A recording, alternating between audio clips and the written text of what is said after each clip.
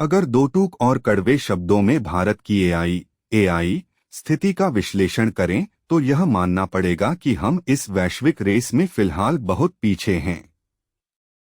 Bharat AI की race में क्यों पिछड़ रहा है, इसके 5 मुख्य कारण यहाँ दिए गए हैं। 1. पूंजी का महासंकट, कैपिटल स्टारवेशन। एआई की लड़ाई अब केवल दिमाग की नहीं बल्कि गहरे पॉकेट डीप पॉकेट्स की है। सच्चाई अमेरिका की एक अकेली कंपनी ओपनएआई या एंथ्रोपिक में माइक्रोसॉफ्ट और गूगल जितना निवेश करीब $10 से $15 अरब करते हैं, उतना पूरे भारत देश का एआई बजट करीब $1.2 अरब भी नहीं है।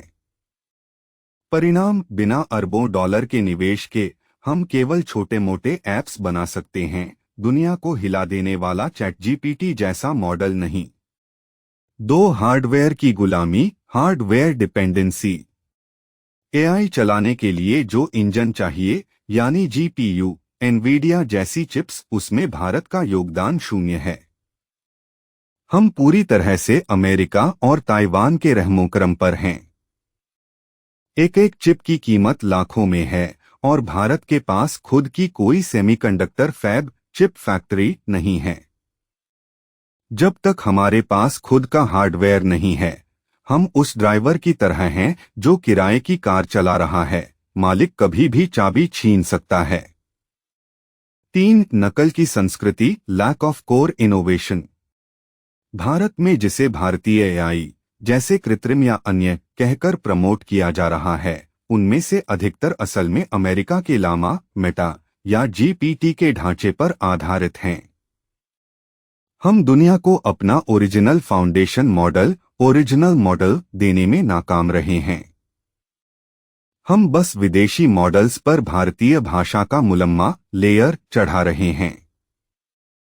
हम क्रिएटर नहीं, सिर्फ कस्टमाइजर बनकर रह गए हैं। 4. बौद्धिक मजदूरी, brain drain service mindset. Bharat दुनिया को सबसे ज्यादा एआई इंजीनियर्स दे, लेकिन वे भारत के लिए नहीं बल्कि सिलिकॉन वैली के लिए काम करते हैं। हमारी आईटी कंपनियां टीसीएस, इन्फोसिस आदि सर्विस माइंडसेट वाली हैं।